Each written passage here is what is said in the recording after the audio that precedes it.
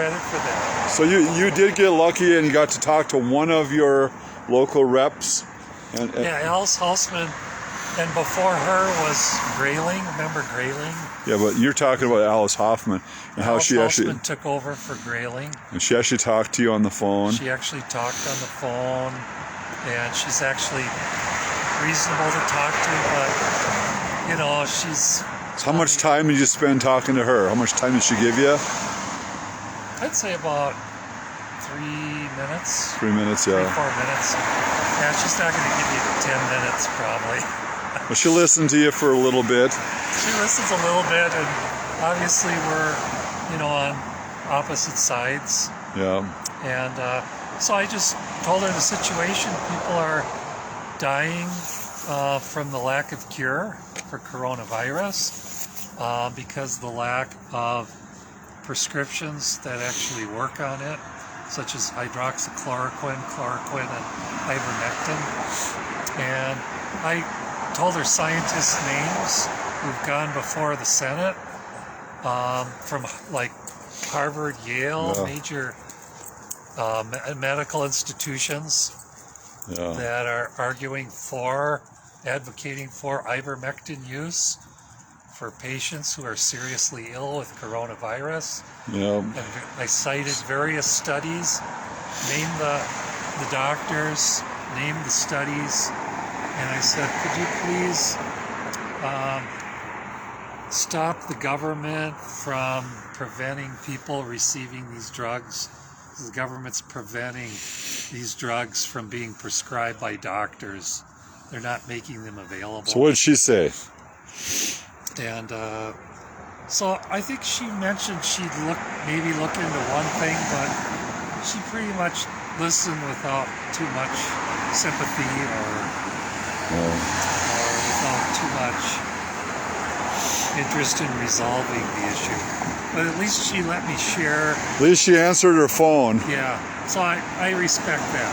Yeah, I gotta respect that. She did that. Didn't just totally ignore you. Those don't, and I guess I kind of understand if politicians don't.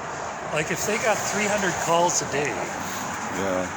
and gave each person 3 minutes, like Well, how much time are they going to have left to do the work they need to get done?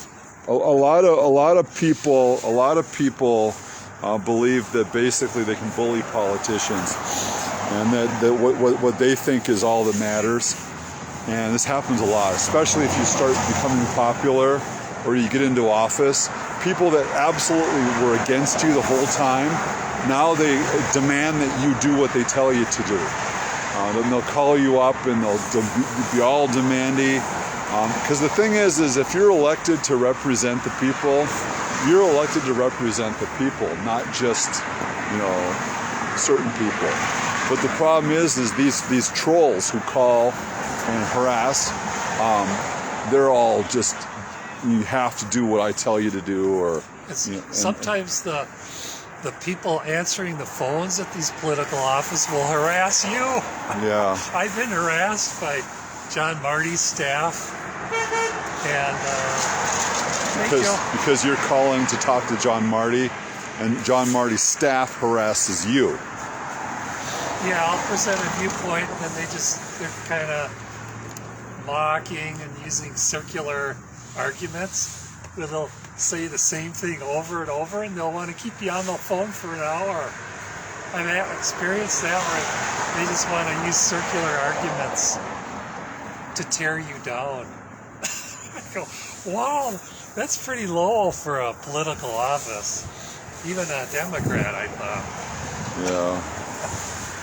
Well, anyway, so I was just going to show that Bruce was complimenting somebody. So that was good. I appreciate any politician who is willing to talk to you direct. That's nice. When I was growing up, I lived with my grandparents, and my grandpa is a hard Republican, and he is a lobbyist. Oh. And all of the local Democrats, all of them, knew who I was. They knew my name, and made a point to be nice to me. Really? The Republicans too, of course, but what struck me the most. To win you over? No, they didn't try to win me over. They just were being nice to me.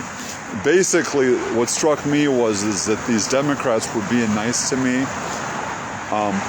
They knew what my name was and all that kind of stuff because they knew my grandpa, and they were just being decent. And that was back in the day when politics was nice.